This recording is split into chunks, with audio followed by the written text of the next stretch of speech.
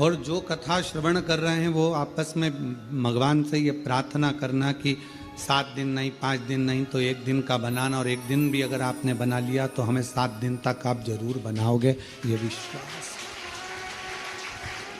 ये भरोसा है। भक्ति, विश्वास, दृढ़ता, भरोसा, ये कभी कम नहीं होना चाहिए। जितना जितना बढ़ा सकते हो भक्ति को, जितना जितना बढ़ा सकते हो विश्वास को, जितना जितना बढ़ा सकते हो श्रद्धा को, वो हमें फलित होगा।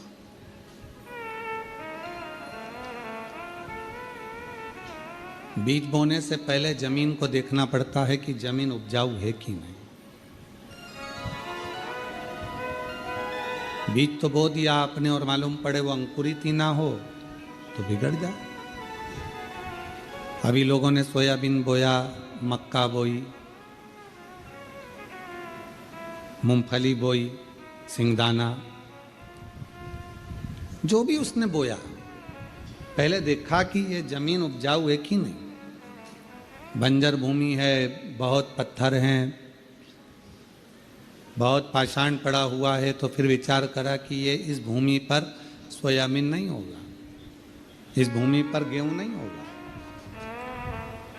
तो किसी ने पूछा कि ये भूमि तो हल्की है, इस पर काय की फसल हो सकती है, तो कहा इस पे मक्का हो सकती है।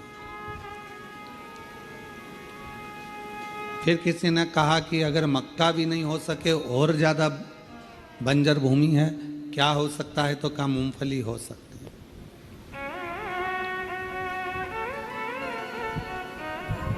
बहुत सारी चीजें। शिव पुराण भी यही कहती है, यदि आप फसल नहीं बो सकते, मतलब हृदय से भक्ति का संचार नहीं कर सकते, तो थोड़ा थोड़ा कथा को श्रवण कर लिया करो। और अगर इस जमीन पर कथा भी, इस मन रूपी भूमि पर कथा भी ना ठहरे, तो फिर थोड़ा थोड़ा भजन गुनगुना लिया करो। मक्का की खेती तो हो सकती है, और अगर मक्का भी ना हो, भजन भी ना गुनगुना सको, तो फिर कहा कि मूंगफली बो दो, मतलब 1 लोटा जल लेकर शंकर के मंदिर जाना चालू कर दो, तो उसको अंकुरित करना ये आपके ऊपर है। भूमि को क्लीन करना, भूमि को श्रेष्ठ बनाना, ये आपके ऊपर है। आप सभी को मालूम होगा, भगवान मैया यशोदा जी की गोद में जो खेले उनका नाम क्या था? भगवान वसुदेव जी के जो लाडले रहे हैं उनका नाम है भगवान कृष्ण। राधा जी के जो प्रिय रहे हैं वो भगवान कृष्ण। रुक्मणी जी से जिनका विवाह हुआ है वो भगवान कृष्ण। कृष्ण का मतलब क्या? कृषि इति कृष्णः। किसी ने भगवान कृष्ण से पूछा कि तुम्हारी मैया ने तुम्हारा नाम कृष्ण रखा, गुरुदेव ने तुम्हारा नाम गर्गाचार्य बाबा ने कृष्ण रखा, क्यों रखा? तो कहा कृषि इति कृष्ण, मतलब किसान जमीन में बीज बोता है, फसल लेता है। भगवान कहते हैं मैं भी सभी के दिल में भक्ति का और प्रेम का बीज बोकर फसल लेता रहता हूं। मेरे भगवान कृष्ण भी बहुत बड़े किसान हैं, उनका नाम ही कह रहा है कृषि इति कृष्णा। मैं फसल बोता हूं, किसान जमीन में बोता है, मैं दिल में बोता हूं। ये बीज डालता है, मैं भक्ति डालता हूं।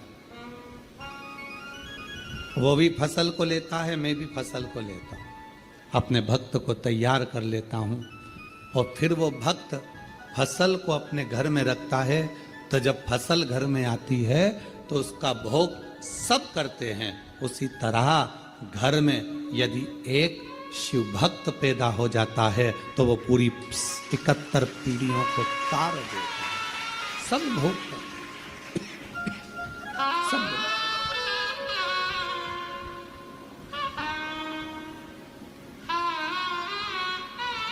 और मैंने तेरे ही भरोसे बाबा, तेरे ही भरोसे हवा विच उगी बाबा डोर है तो छड़ी नाम कटी जावागी भोले मैं तेरी पतंग शंभू मैं तेरी पतंग हवा बिच उड़ती जावागी बाबा डोर है तो छड़ी नाम कटी जावागी।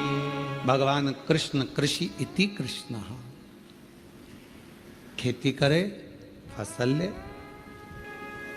मोहल्ले का, कॉलोनी का, सोसाइटी का, घर का, गांव का एक व्यक्ति भी यदि शिव के मंदिर जाना प्रारंभ कर देता है तो वो धीरे धीरे समझ लेना कि पूरे गांव को, पूरे मोहल्ले को, पूरे कॉलोनी को पार उतार देता है।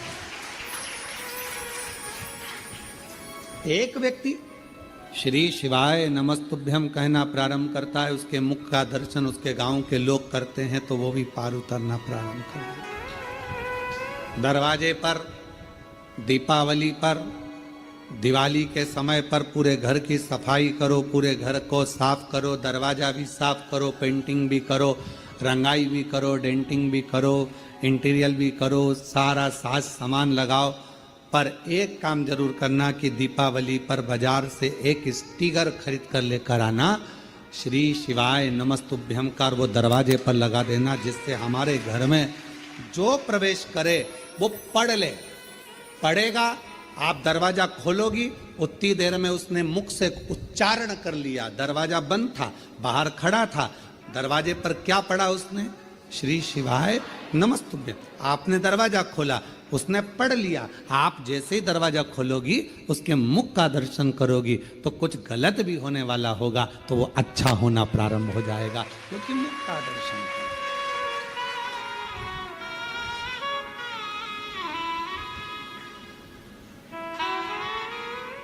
अपने घर के द्वार पर श्री शिवाय नमस्तुभ्यम दीपावली पर अवश्य एक स्टिकर लगा दो। कोई आएगा, दरवाजा खोलने से पहले वो पढ़ लेगा, क्योंकि जिसका घर होता है उसको पढ़ा जाता है। श्री भानु प्रताप जी का, राम किशन जी का, हरि प्रसाद जी का, नारायणी बाई जी का इनका मकान है, कमलाबाई जी का इनका मकान है, तो उसी तरह नाम पड़ेगा श्री शिवाय नमस्तुभ्यम। आप दरवाजा खोलोगी, उतनी देर में उसने पढ़ लिया। पढ़ा, कुछ गलत सूचना देने भी आएगा ना, और आपने उसका मुंह का दर्शन कर लिया तो वो गलत भी अच्छा होना प्रारंभ हो जाएगा, बेकार नहीं होगा, कुछ श्रेष्ठ हो।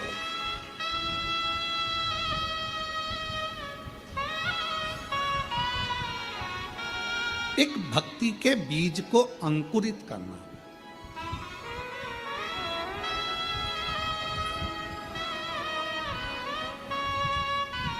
कथा में कहा था, एक बेलपत्र के वृक्ष के नीचे एक बेलपत्र में 68 करोड़ तीर्थ होते हैं।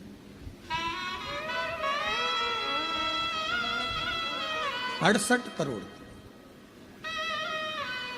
अब आप और हम तो कोई स्थापना कर नहीं सकते, आप और हम तो कोई तीर्थ बना नहीं सकते, बहुत बड़ा तीर्थ का निर्माण तो कर नहीं सकते।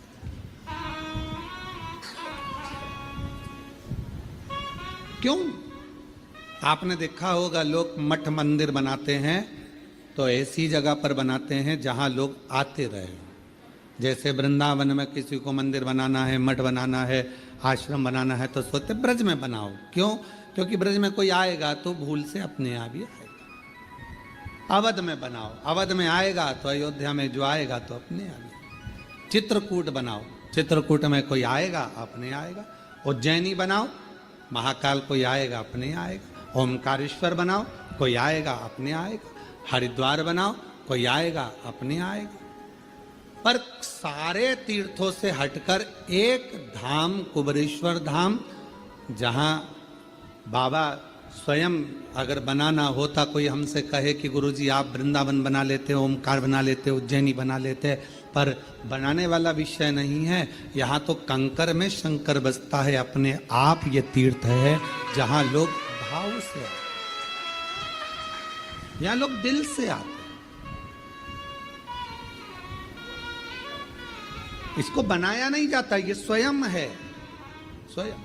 यहां बैठकर आप कहीं पर भी घूम कर आए हो, कितने भी तीर्थ घूम कर आए हो, पर कुबेरेश्वर बाबा के दरवाजे से अंदर प्रवेश करोगे, आपको एक अलग से ऊर्जा लगेगी।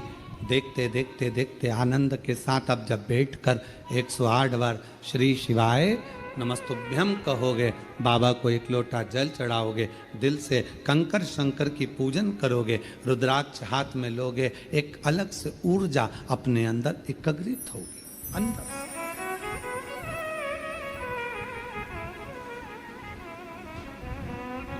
वो ऊर्जा हमें मिले। एक बच्चे ने लिखा,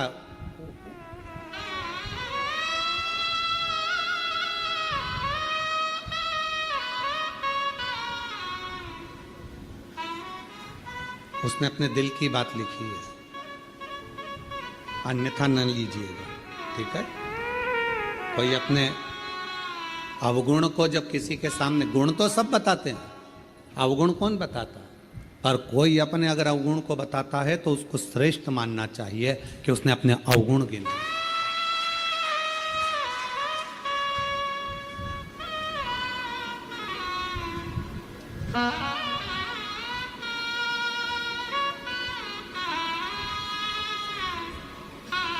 पहले नंबर पर शब्द लिखा उसने, क्षमा चाहता हूं। अब उसने पहला शब्द, और इस पत्र को हमने पहले नंबर पर इसलिए लिया क्योंकि हमें खुशी हुई इस पत्र को पढ़कर कि उसने अपना अवगुण गिनाकर सुधरने का प्रयास किया। कुछ समझ में नहीं आया, हल नहीं निकल रहा था उस रोग का। तब मेरी चाची जी रहती हैं, उन्होंने कहा कि सियोर वाला बाबा कथा करता है, और ऐसा सुना है कि कथा में औषधि के रूप में वो कथा होती है, अगर व्यक्ति सुने तो भी वो ठीक हो सकता, उसका रोग मिट सकता। मेरी चाची के कहने पर मैंने चुपचाप से मोबाइल में आपकी कथा सुनी। कथा में आपने कहा कि कोई भी तकलीफ हो तो हिम्मत मत हारो। बीमारी आ गई ना, हिम्मत ना हारना। तकलीफ आ गई ना, हिम्मत ना हारना। कष्ट आया है, हिम्मत मत हारना। मंदिर जाना चालू करो। मैंने आपकी कथा सुनकर शिव जी के मंदिर जाना प्रारंभ करा। झाड़ू लगाता, पोछा लगाता, पर मन गवारा नहीं होता, क्योंकि बीमारी ऐसी थी, मन गवारा। जब मेरा मन पढ़ाई में लगने लगा, धीरे धीरे धीरे धीरे जब जांचें चलना चालू हुई, तो बाबा की कृपा से मैं ठीक होना भी प्रारंभ हो गया। शिव की उदार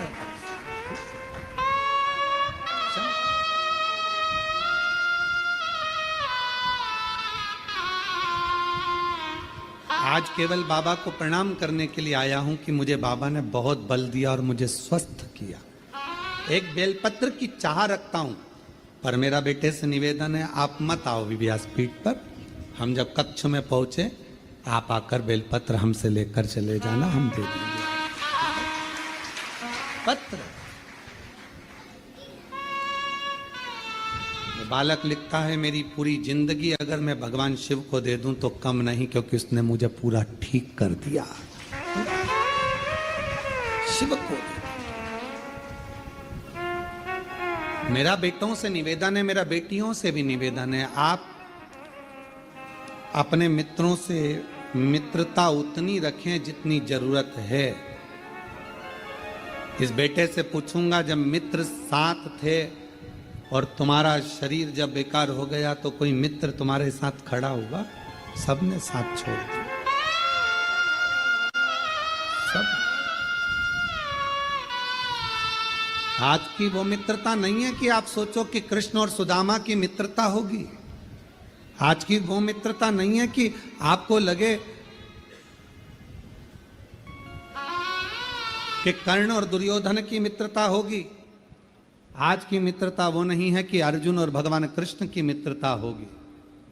आज की मित्रता तो केवल आपके द्वारा धन है, उसका भोग करना है, आप श्रेष्ठ हो, आपका भोग करना है, उसके बाद आपको लात मारकर बाहर कर देगा। सतर्क हो जाए मेरे बेटा बेटियां, सतर्क।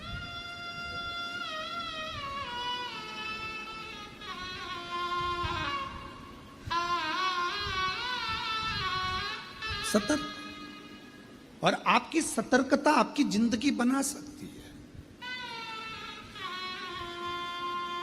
आपकी सतर्कता।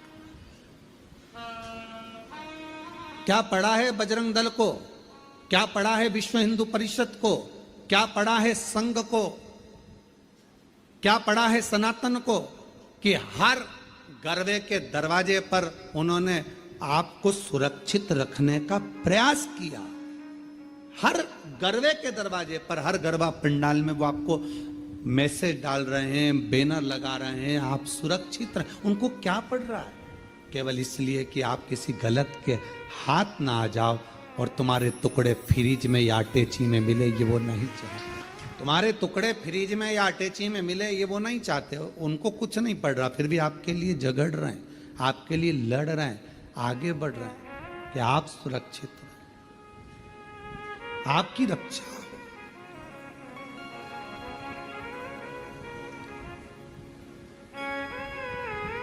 एक एक रक्षा के विषय हेतु वो आगे बढ़े। महाराज,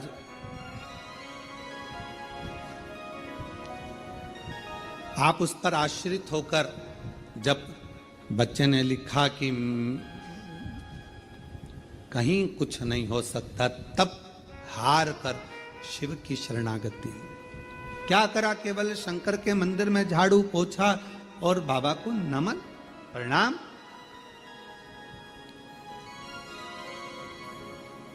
उतने में भगवान ने स्वीकार कर लिया। क्यों?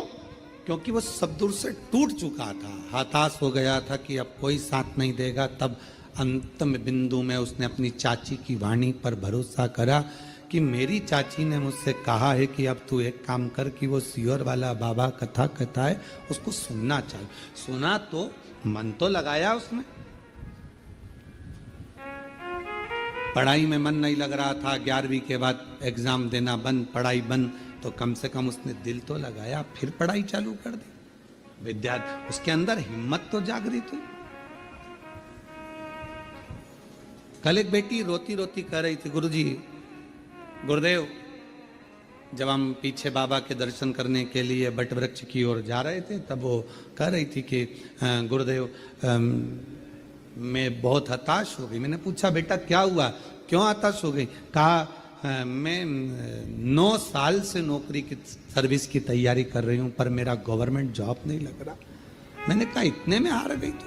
9 साल में, केवल 9 साल। वो 14 वर्ष मेरे राम जी महाराज वन में रहे और हिम्मत नहीं आ रहे।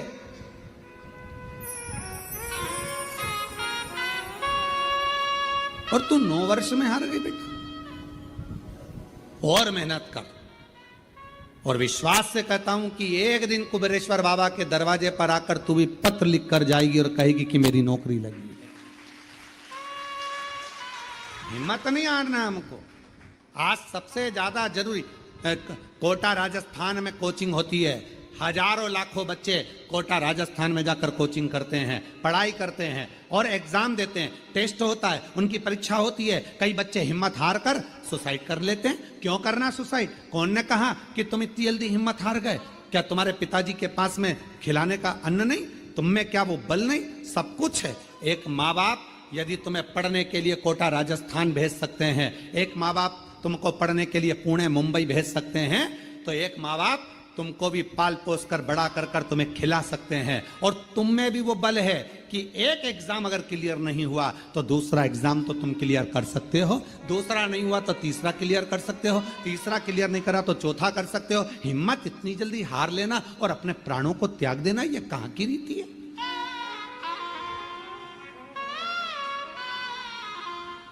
अपनी हिम्मत को मत हारो, अपने विल पावर को कभी कमजोर मत होने दो। कितनी सुंदर कथा है। माँ दुर्गा भवानी के 9 रूपों में आती है एक माँ चंद्र घंटा की कथा। कौन